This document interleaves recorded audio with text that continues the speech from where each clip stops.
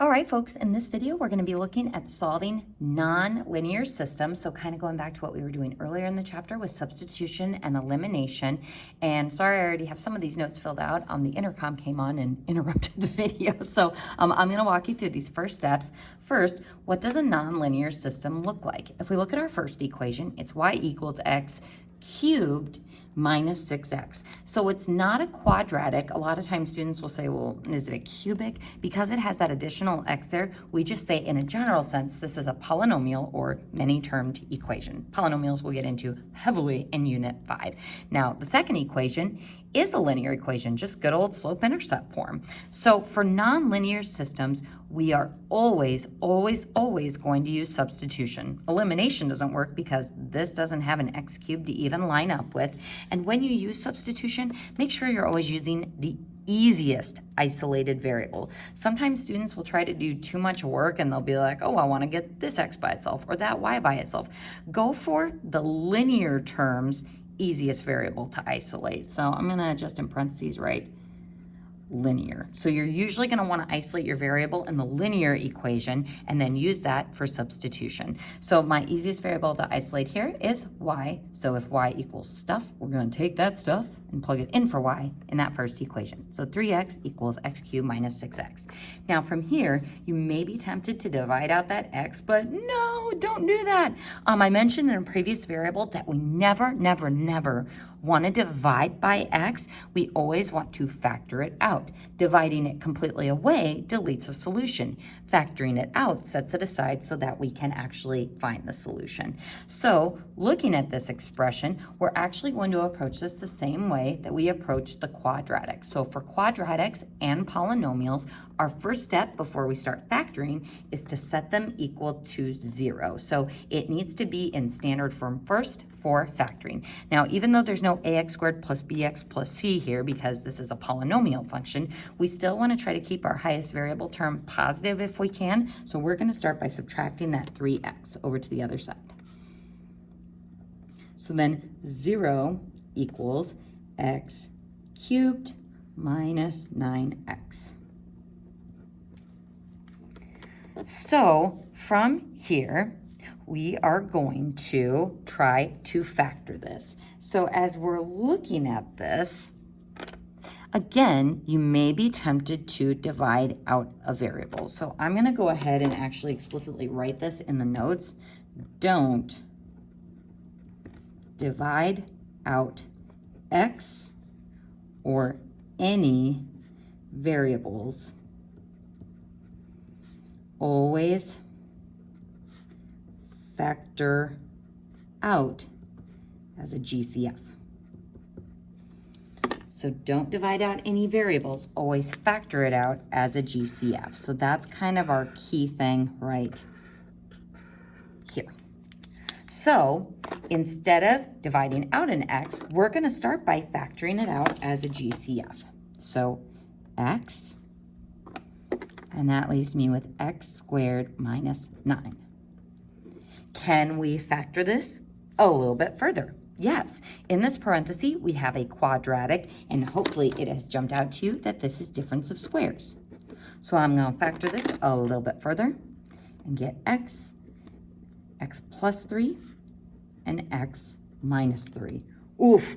So now this is completely factored. I have something times another something equal to 0. So now we can use the zero product property. Something else that I want you to write off to the side here, there is only the zero product property. Zero prop. There is no other property for any other number other than 0 with products. So if I had a 2 over here, that is not solvable. So actually, I'm going to go ahead and just show you what I mean by that. Sometimes what students will do, especially when they have like a cubic thing involved, they'll get something like, x cubed minus 9x plus 6 equals 0. And they'll try to move that 6 over. And then they'll factor and then they say, oh, I've got something times something equals -6, then they'll do something really crazy, like say, oh, then this equals 0. It's like, well, where's that 0 coming from? Or they'll do something also crazy, saying that, oh, x has to be equal to -6. If I have something times something equals -6, we know literally nothing about the product. It could be you took a half of -12. It could be you took -2 times 3. We don't know anything about these two terms. It's only if this is a 0 that we know one of the factors has to be equal to 0. So this is what I mean by there is no other number product property other than the 0 one, and this is why our equations always have to be equal to 0 before we can try to factor it. So these two things are common mistakes that I see on that first test, so I would highlight them or put stars by them, anything that's going to help you remember to keep track of these when you are working through the problems. And this comes up on the My Math Lab assignments as well. So folks, from here, since we do have a product equal to 0, we know that either this one is equal to 0, or this one is equal to 0, or this factor is equal to 0. And that gives me -3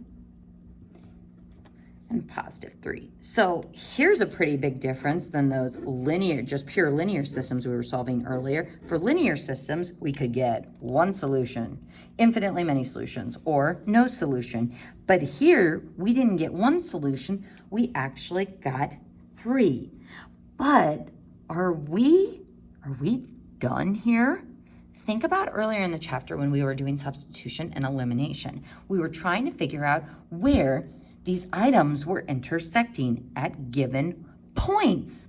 So I found these x values, but now I have to plug them back in to find the corresponding y values that go with them. Now, do I want to plug these x values into the first equation or the second one? You can do either, but that second one is going to be a titch easier. So if I plug in 0, 3 times 0 gives me 0 for that corresponding y value. 3 times -3 gives me y equals -9. 3 times 3 gives me +9. So then my final answer as coordinates, which I would like you to write, is 0, 0. And I'm pretty sure My Math Lab makes you put commas in between your answers, so I'm not going to be picky about that on paper, but boy is My Math Lab picky about it, so just be careful about your data entry. -3, -9, and 3, 9.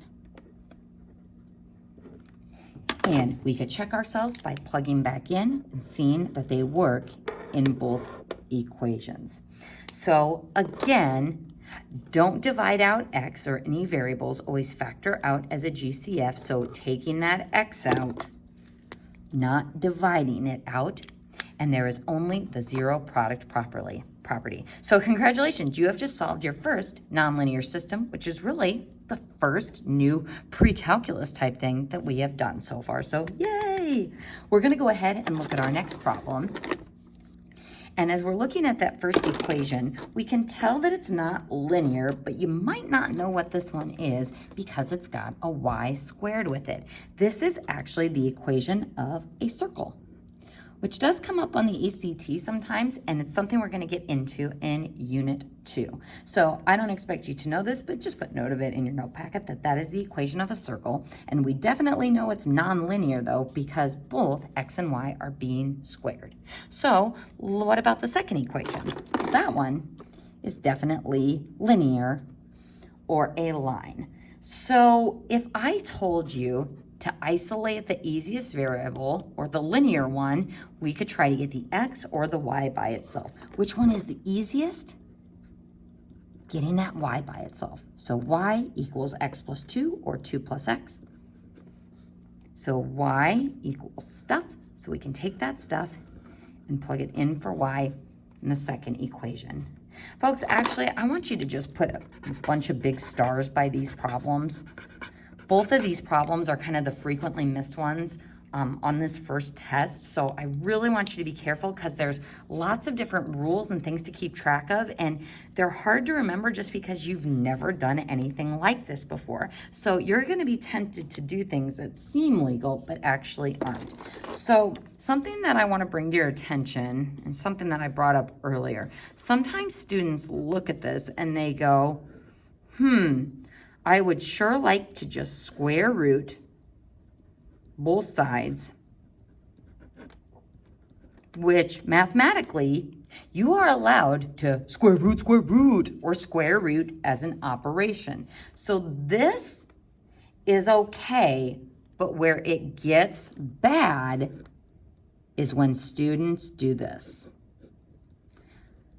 I can only really describe this as distributing the square root under itself. So I guess calling it distribution is one way to kind of visualize it. They try to break up this square root of a binomial into two individual square roots, and then they say, oh, x plus y equals 10. Now, is this equation, which is now linear, definitely easier to work with? Absolutely, but we have completely changed the structure of it. It went from being a circle to, oh, I guess now we're just finding the intersection of two lines, which isn't right. So this is illegal to do, and actually we better highlight this one as well. So how I want you to describe this is you can't distribute square roots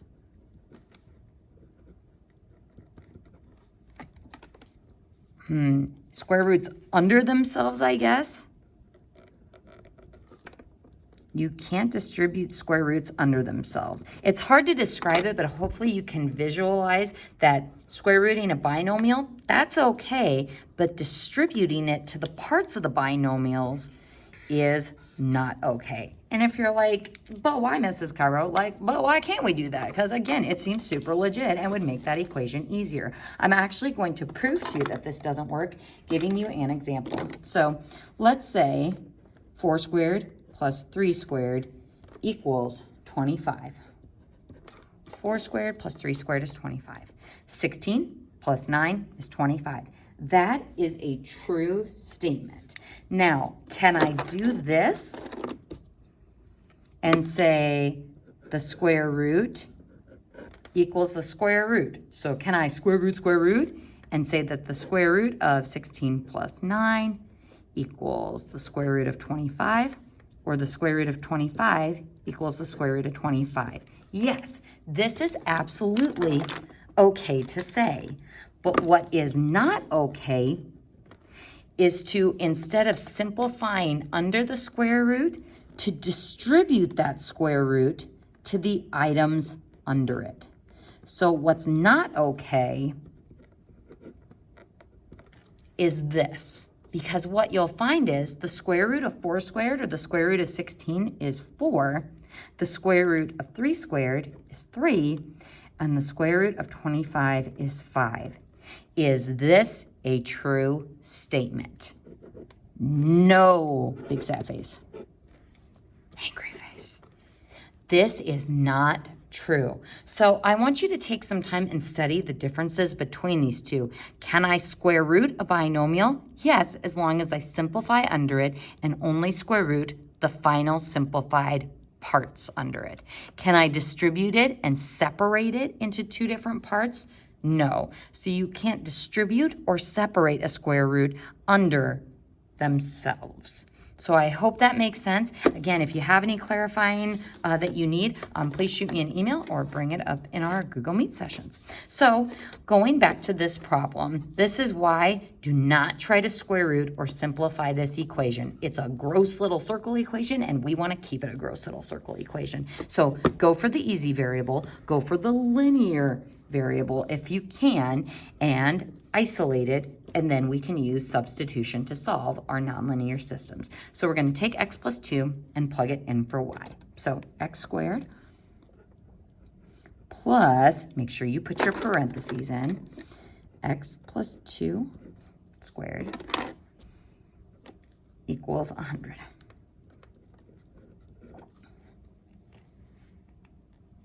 So from here, we want to try to simplify this. So again, don't try to square root this entire expression either.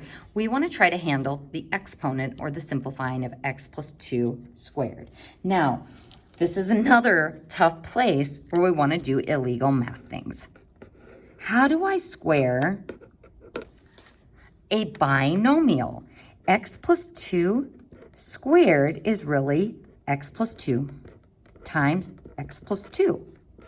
So we have to FOIL it.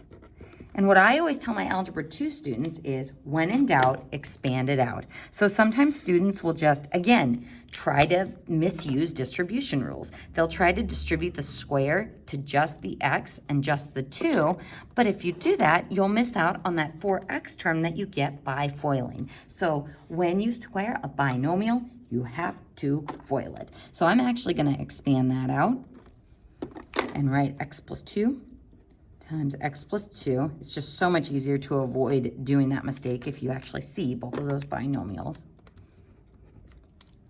And now we start simplifying. So I've got x squared plus, and I'm going to skip a step here and do 2x plus 2x is 4x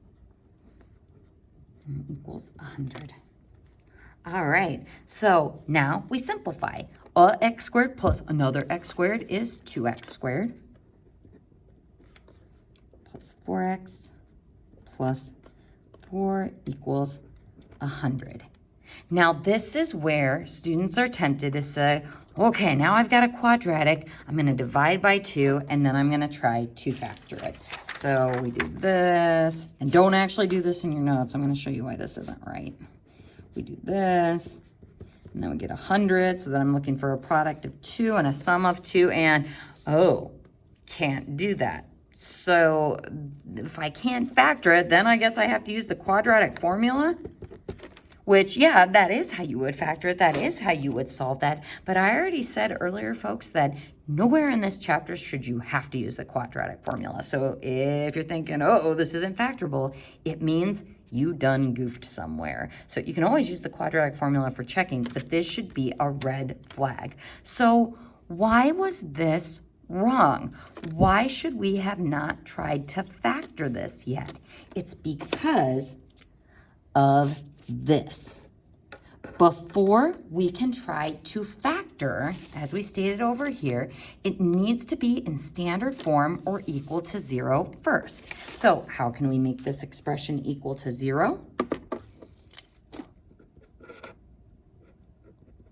We need to subtract the 100 from both sides. So minus that 100, minus that 100. So 2x squared plus 4x minus 96 equals 0. So now that it's in standard form, now that it's equal to 0, now we are going to start factoring. So I am going to take out a GCF of 2 because that's going to make my number smaller, which I like. And minus 48 equals 0. And then I'm looking for a product of negative 48 and a sum of 2. So again, taking out that 2 makes this number smaller and makes it a bit easier to factor. So it might take you a little bit because 48 does have a few different pairs of factors, but the one that gives us a sum of 2 and a product of negative 48 would be positive 8 and negative 6. So then we have something times another something equal to 0. So using the 0 product property, either 2 equals 0, oh no, 2 can't be equal to 0, no variable with it, so that GCF doesn't matter, unlike in this problem where I had a variable GCF.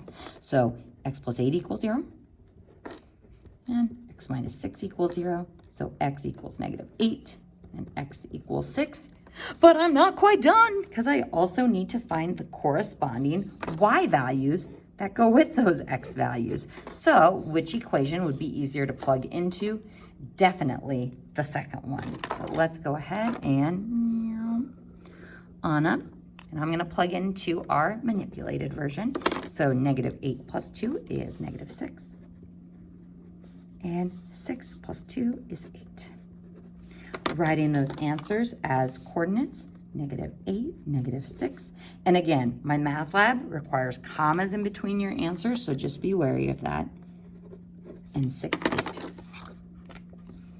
So reading directions carefully, following all these fussy little rules that we haven't really had to use before, and remembering we are finding intersection points. So folks, we have one last problem on this page, and that's solving nonlinear systems graphically. So if I look at this first equation, I'm going to label that equation number 1. This is called a natural log. And we're going to get heavily into logs in Unit 6. So a natural log equation grows, and then equation number 2 is a quadratic. So both equations are nonlinear in this one. Now, if I try to use substitution here, it's like, okay, y equals stuff, and then we take that stuff and plug it in here. So that natural log equals a quadratic. You never saw anything like that in Algebra 2, and we're not going to get anything that algebraically complicated here. So instead on this problem, we are going to solve it graphically.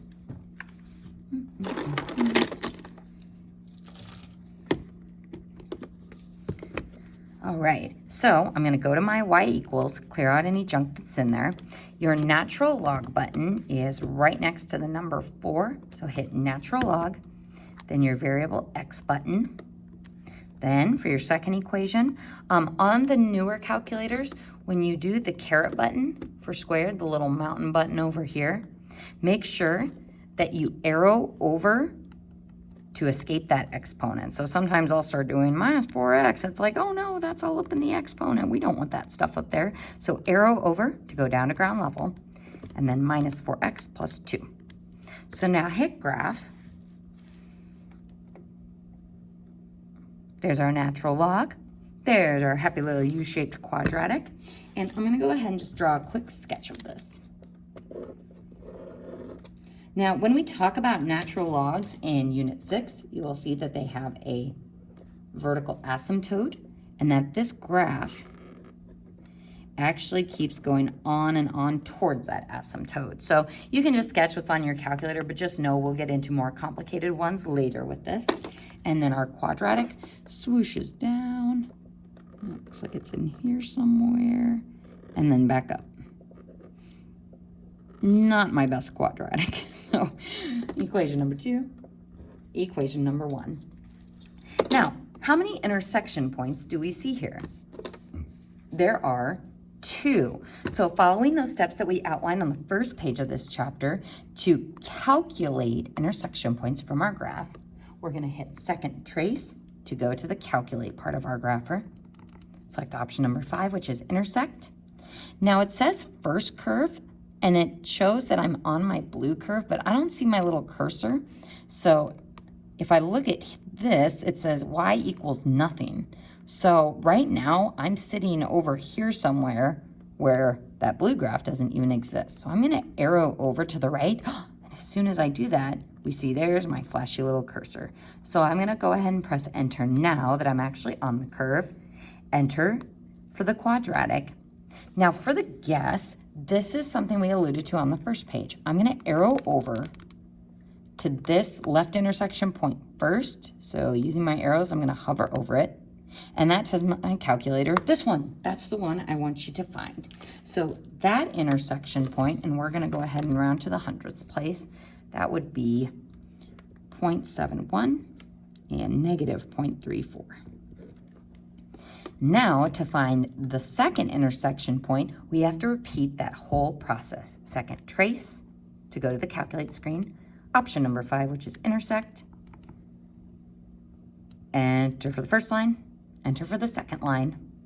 And for the guess, I'm going to hover over that point to let my calculator know that that's the one I want it to find. And we get 3.83. So rounding to 2 decimal places, this 8 is going to bump up that 2 to a 3. And then my y value would be 1.34.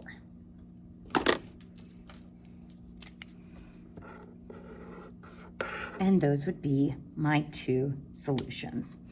So let's go ahead and go back up to this problem, because this one is really tough, and if I were you, I'd be like, oh, it sure would be nice if I could check myself on that one. So for this one, to check on your calculator using what we just did on this problem. The issue is we have to get this first equation in y equals form. So if I have x squared plus y squared equals 100, and we want to try to make this a y equals equation, we would need to isolate this y. So I'm going to start by subtracting x squared. So y squared equals, you could do 100 minus x squared or negative x squared plus 100. And then how do I turn this into y? Square root, square root. Now, those of you who took Algebra 2, it should be all of you, might remember that anytime we square root, you have to include a plus or a minus in front of that square root sign on the other side, because this accounts for both the positive and negative solution. Just like if I said, here, I'll actually just go ahead and show you guys. So if I had x squared equals 9, and I wanted to solve for x, square root. There are two things that x could be equal to, plus 3 or negative 3, because 3 squared is 9, but negative 3 squared is also 9. So anytime you use square rooting as an operation, square root, you have to include that plus or minus. So same with over here. Now, if you're looking at this going, wait, didn't we just talk about how, like, you can't do this as a rule? So, folks, remember, square rooting both sides is fine. Square rooting a binomial and then simplifying that binomial is fine, but it's distributing the square root underneath to both parts that wouldn't be okay. So if I said this was 10 minus x, that would not be okay. So as gross as this is, that is this equation as a y equals equation. So if I wanted to type this in on my calculator, this is the kind of weird part. I'd actually have to write it in as two equations. The positive version, 100 minus x squared, and the negative version, 100 minus x squared. And then I'd have my actual second equation of y equals x plus 2. So I have two separate equations in my calculator to represent the circle, and then one equation to represent that line. So folks, we're gonna go ahead and type these in on our calculator. All right, so we're gonna type in the square root, which is second x squared. I'm gonna just zoom out a little bit. There we go. So second x squared is where your square root is located, and we're going to do 100 minus x squared, and make sure you're doing minus x squared and not negative x squared, because that is going to give you something different. Then we've got the little negative, so now I'm going to use this little negative, square root of 100 minus x squared, and then x plus 2. So 3 equations in my calculator to represent this system. So there's the first equation, which makes the top of the circle. So that's what equation 1 is doing.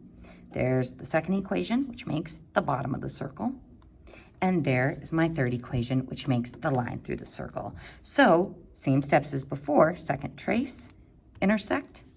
But now I have to be careful about which curve I'm selecting to find the intersection point, because there are now 3 of them. So since I'm already on this blue line, I'm going to go ahead and find that intersection point first. So enter to select the top of the circle.